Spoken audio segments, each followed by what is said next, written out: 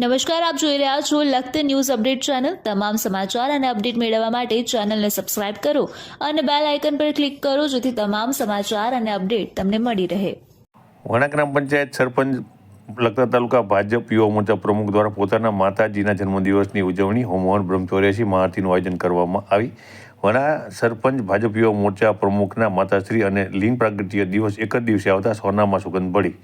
તારીખ 6/1/2025 રોજ શાસ્ત્રમાં વર્ણવ્યા મુજબ ભગવાન શિવ બ્રહ્મા અને વિષ્ણુ સામે જ્યોતિ સ્વરૂપે પ્રગટ થઈ લિંગ સ્વરૂપ થઈ ગયા હતા।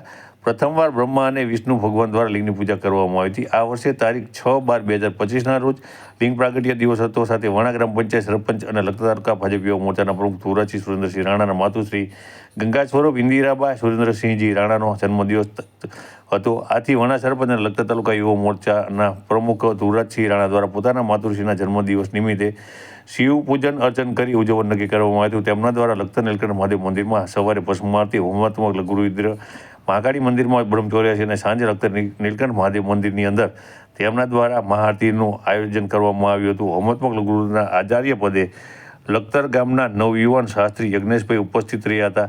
ત્યારે યજમાન પદે વણા ગ્રામ પંચાયત સરપંચ અને લખતર તાલુકા ભાજપ યુવા મોરચાના પ્રમુખ ધુવરાજસિંહ રાણા ઉપસ્થિત રહ્યા હતા। ત્યારે લખતર ગામના બ્રાહ્મણો મોટી સંખ્યાની અંદર બ્રહ્મચર્યાસીનું આયોજન થતાં ત્યાં પ્રસાદ લેવા માટે પહોંચ્યા હતા।